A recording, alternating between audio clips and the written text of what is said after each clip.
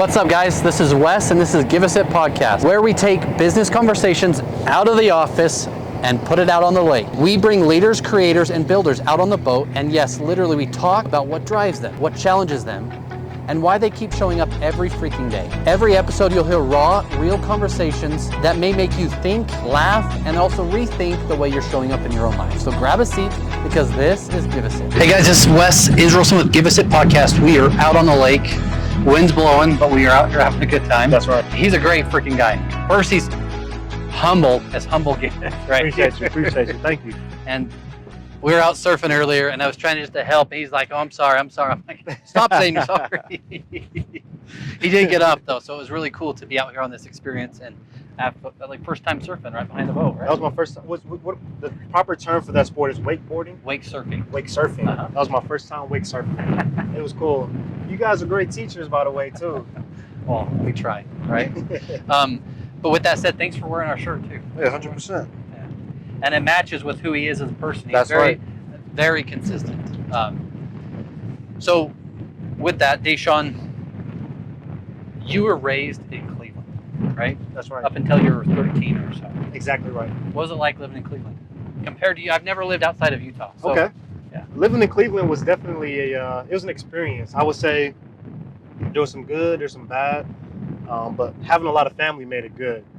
I won't talk as much about the bad because nobody really want to hear that, but just know it's not like your typical neighborhoods. Definitely a little bit more run down, a lot of like abandoned buildings, abandoned homes that were caught on fire and they still never completely demolished it. You know, that's how Cleveland can look in some of the areas. There's other parts that are beautiful. The people are really cool. The hospitality is cool. The tradition is really cool in Cleveland.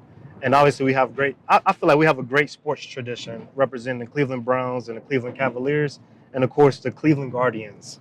So yeah. That's cool. And over the 4th, you actually went back to Cleveland. That's right. Right? That's right. We were just there Your visiting wife family. and your kids and yeah, right? Brought the wife and kids. My brother came out as well. It was all of our first time on a flight together. It was really cool. Yeah, spent time with family. That's cool.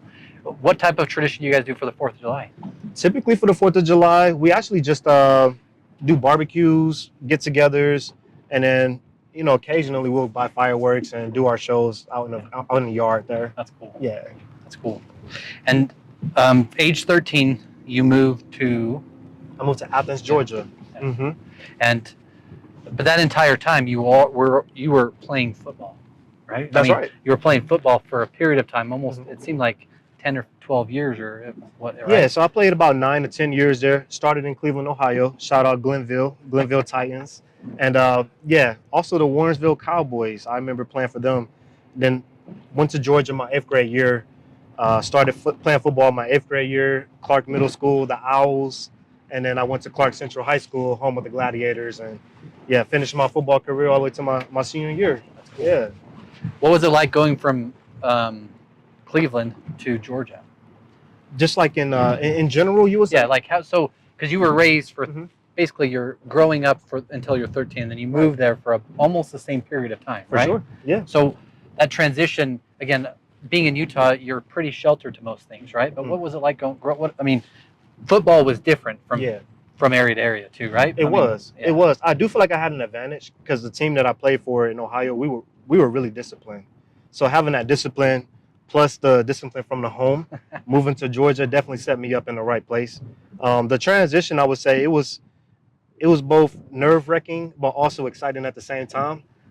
You know, I had cousins on my dad's side of the family to look forward to meeting that I never been introduced to. So going to Georgia, I was like, you know, where my cousins at? You know, I heard they ride 4-wheelers and dirt bikes down in Georgia. I want to ride. I never did that before. So it was all of those new opportunities, new experiences that I was looking forward to. And that made Georgia really cool. And then being in Athens, we were close to the University of Georgia, home of the Georgia Bulldogs. And which is a great team. I feel like I grew close to a great football team.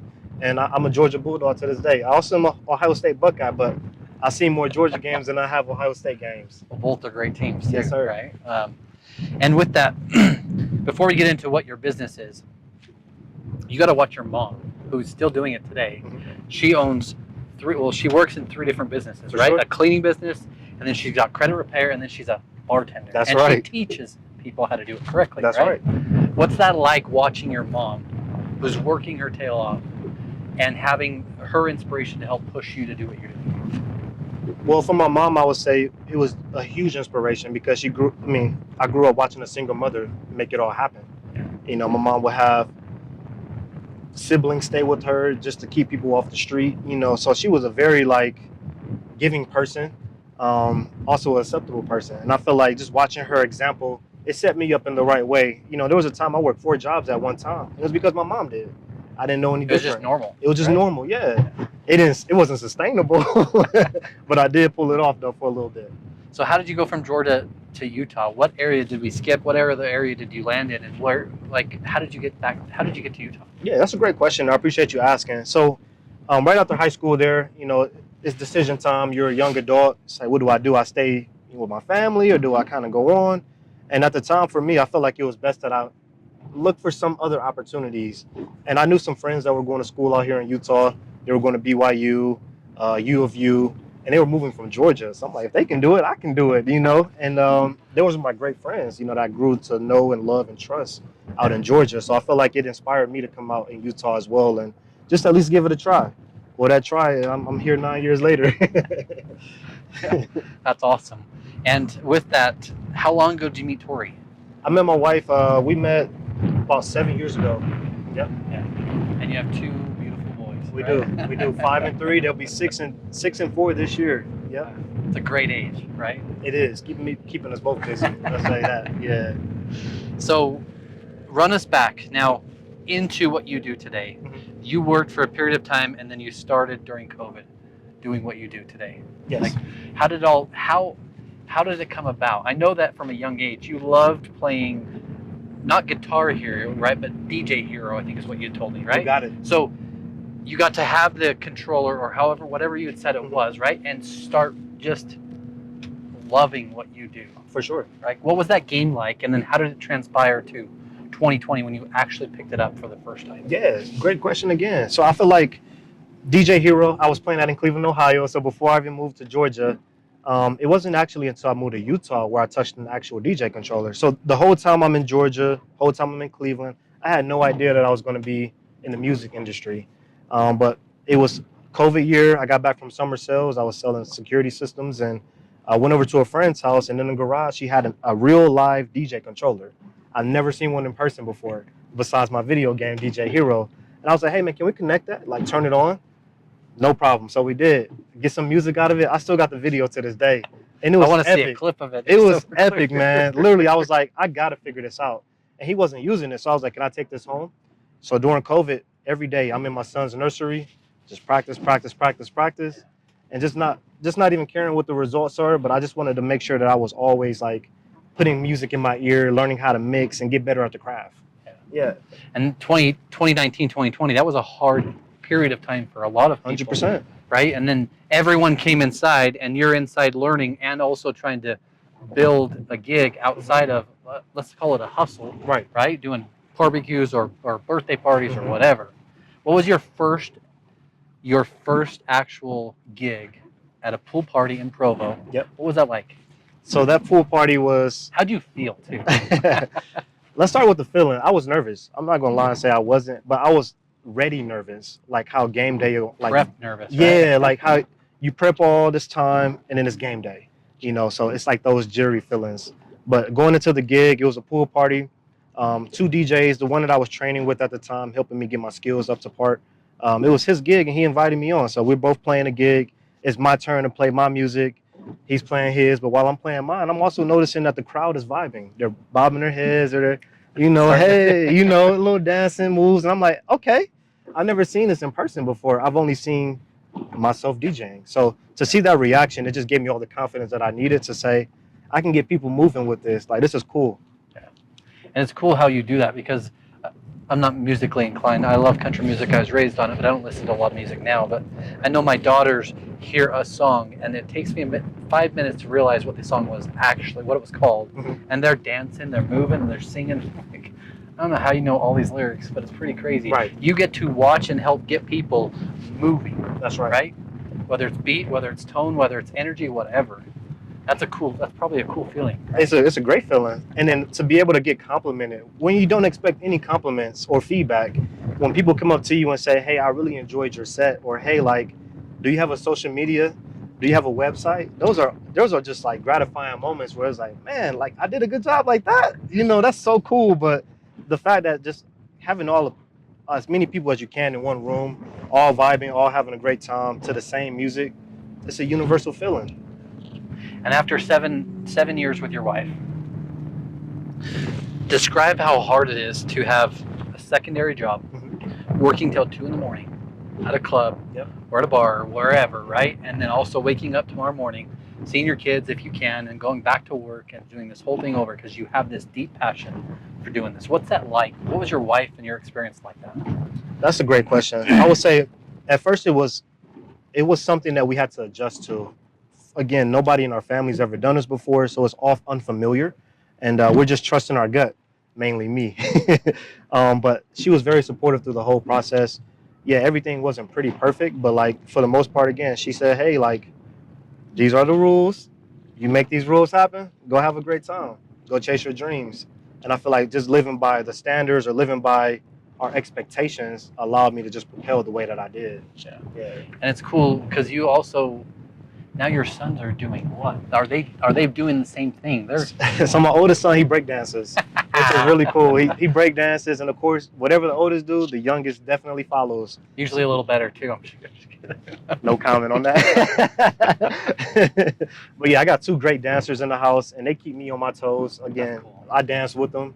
I make music to make them dance, so I also produce as well. And if they don't dance, I know you're not gonna dance. I gotta get the kids to dance first. So yeah, it's huge having just like energetic kids in the house. Yeah, that's cool. What was it like transitioning from working the full-time job, steady job, to doing your DJing at night, now full-time into this, only this? I've been now full-time DJ for a month now, and I'm still grasping onto it. Like being able to be here right now with you, like this is so cool. This is what I work towards, you know. So it's like it's a magical moment. I feel, you know, doing flooring. I sell flooring on the side, and I still broker deals, but I'm not underneath a company umbrella like I was for the past 5 years, and I wasn't passionate about it, to be honest with you. I knew where my passion was, I knew where my heart was, and I felt like I had a calling in music. I just needed to figure it out. So I definitely, I feel like I made the right decision there for sure, 100%. That's cool. And someone making this journey, someone deciding today to do the same thing, what would you tell them? I would say first thing first, go get a coach. Yes, go get a coach ASAP. And I do have a coach to this day. Shout out Jason Woodland, great guy, our great friend. And get you someone who cares about your success, but also like your future and your now and your family, not just like the business aspect, but like actually care about you as a human being. And I think that's going to set you up for exactly what you're looking for, whatever that looks like in your business venture.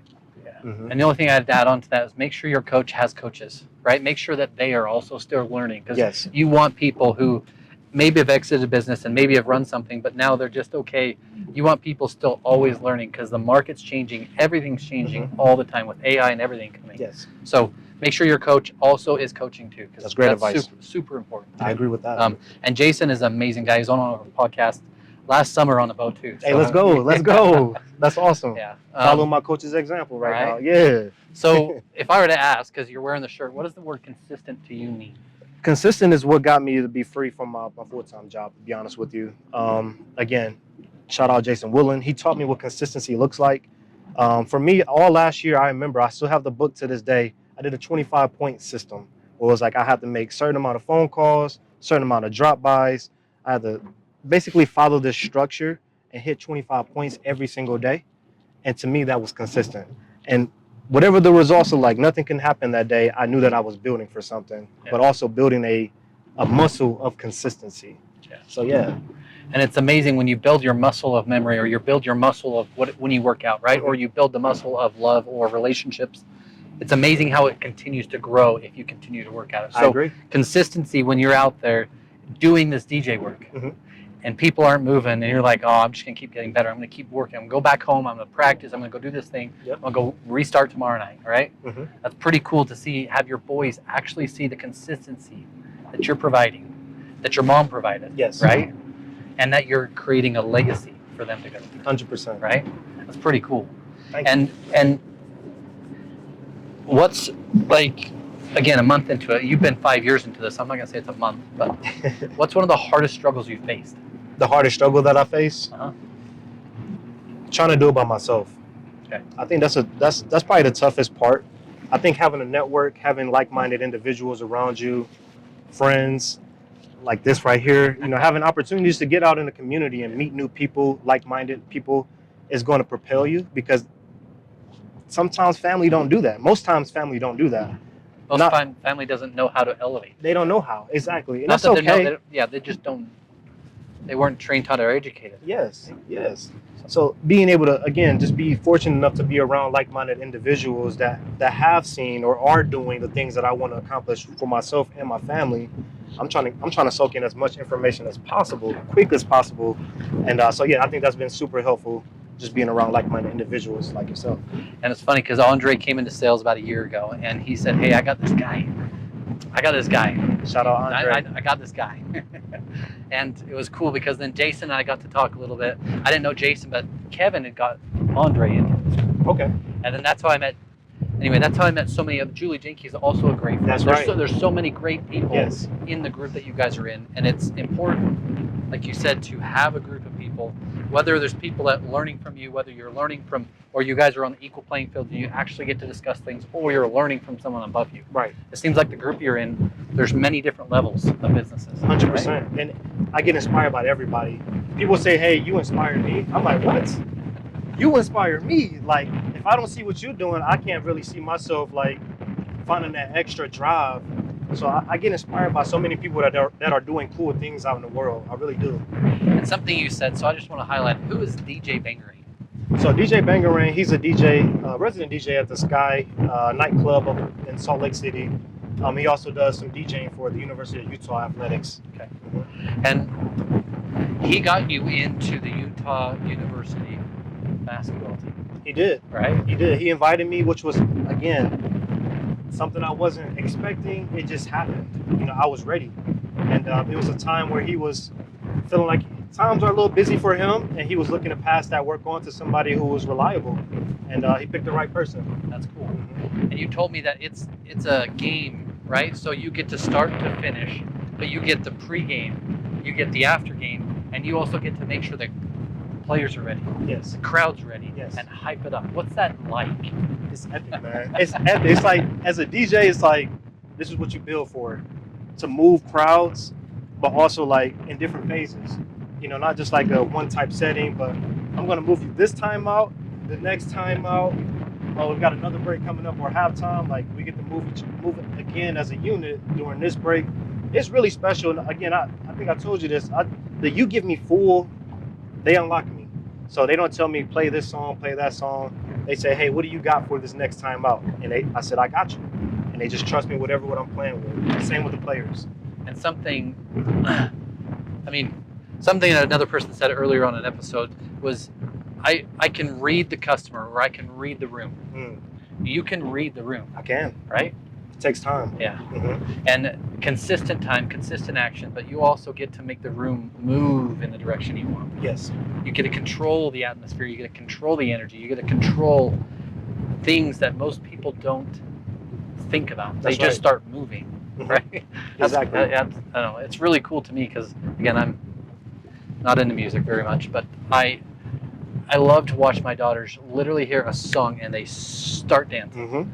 And it's so cute to watch. And then my wife will start to shake, and my wife never dances. So. But that's awesome. It's really cool. Yeah. And so what is it about music? What is it about the beat? That's a great question. I think for me, it just started with my parents. They installed the right music around me to where I felt like growing up as a kid, listening to music was easy. I get the headbangers, I get the hip hop, the R&B, but I also understood like country. I was curious about Motown. I was curious about rock and roll. Growing up in Cleveland, we have the Rock and Roll Hall of Fame.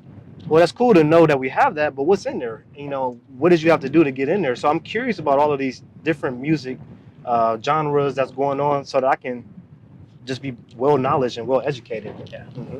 I love how you take the educational aspect to it too, right? It's not just a job to you. It's something that's a fulfillment inside to get people to move. Yes. Obviously, it happens at home, I'm sure. I'm sure Tori's dancing and your boys are dancing. Maybe Tori's not dancing. She ain't dancing. Come she's on, like, Tori. she's like my wife. Huh? But that's cool. I mean, to me, it's cool because, like I said, it's important for businesses today to understand that everything we do, the actions of those things are multiplied, Yes. whether we think they are or not. People see it, people react, people enact, and continue to Agree. push that. So, how hard is it running a business? I would say the first, really the first year, I would say trying to do it all by yourself, that's what makes it harder. Once you get some systems in place, it becomes a little bit easier, but it takes a while to figure out what systems you need for your business. So if you're not running your business with your own legs, how do you really know what you're building? I feel like personally. And I feel like that first year was, the first 2 years really was trying to figure it out. And I feel like year 3, year 4, year 5 became a lot easier because I was able to have those repetitions. And then also looking back, like, okay, what were my L's, my lessons versus my W's, and just learning from my lessons so I can move forward with the wins. And what does a daily practice look like? I understand the 25-point touch points, Yeah. right? But someone watching today who's in sales or running a business, Mhm. what do you do every day? Like, what's one thing you do every day? One thing that I do every day is write down how I'm feeling for the day. So like, what's my attitude for today when I wake up? You know, am I hype? Am I not vibrant? Am I vibrant? You know, I just want to be honest with myself. Like, what's going to be my attitude for today? I'll write that down. I'll write down who I'm going to call today. So definitely having like a call list. I want to make at least 5 to 10 phone calls minimum. Cold calls to people that I don't know at all, introducing myself, and drop bys as well too. I think it's so important to get out in the community and like show face. Yeah. A lot of people want to introduce themselves either through online, like social media, maybe like an email or a phone call. Well, I think showing up in person is the most effective way to bridge the gap of trusting that individual to do business with. And it makes sense. I mean, I'm the same way, but it makes sense because that way you can read the person, Yes. right? Yes. You can match the tone, or you can change the tone, or you can help elevate, Mhm. right? Or it's easier to have a face-to-face conversation. Agreed. Right? And it's part of why Give a Sit Still here, why we continue to do this, because for me, I'm learning today from you. 25 point touches, I need to do a better job of that. Our team needs to do a better job of that. Even our installers can do a better job. Not that we aren't all doing a good job, right? But Right. improvement 1% every day is what 100%. my goal is. Let's go. And impact is what I want. So if we ask you, what does success look like to you? Like, this is success to me. Sitting here with you, like, we're both smiling, we're both talking and educating one another, we're both uplifting one another, we're both I think you're encouraging. more humble than I am. Yeah. But I think success is those things where it's like, what am I doing to make an impact on the next individual that's next to me? Even though somebody, even with the email or a phone call that you don't know, you can still have success on that phone call if you were able to bring positive energy, compliment the other person's voice maybe, or, oh, I love your energy on the phone, you're so cool. Like, that makes other people feel great, and I think that uplifts your success as an individual. Yeah. And it's funny how your actions every day. So I mentioned earlier that I do a daily focus, but in it is a to-do list. In it is who I believe I am, not who I want to be, but who I am. And then I have a grateful list and a prayer list. And adding that list continues to grow. And I'm going to say this because Julie Janke is a part of both of those. Yeah. And I have not missed a day. And you can ask her. I think it's been 400 days or 300 days or whatever the number is. I don't know. But it's cool because there's days when she's messaged me and she says, hey, you have, like yesterday, you have no idea what this did for me today, right? That impact, that change, that something. And then there's days I'm like, why in the hell am I still doing this? Right. And she's like, does something back. And I'm like, that's why. That's freaking why. Yeah. Shout out to Julie, by the way. She's the GOAT. Yeah. Yeah, she's the GOAT. She's great. She's going to be on here. You need to be on here. But, yes, please do. Come on. What type of people or companies or things are you looking for your company? That's a great question there. So for myself there, like you mentioned, I have residencies right now. One of them, the University of Utah men's basketball team. I also have a residency at the Waldorf Astoria luxury hotel here in Park City, Utah.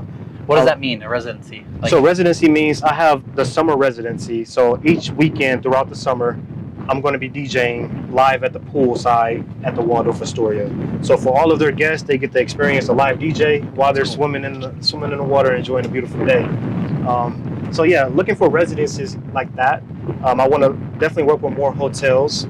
I like traveling as well too, so I don't mind doing out-of-state gigs or out-of-county gigs. And yeah, I would say birthday parties again. Everyone's having a birthday. And everyone's getting married as well too, especially in the state of Utah. So a lot of those are the clients that I'm looking for there. That's cool. Mm-hmm. That's cool.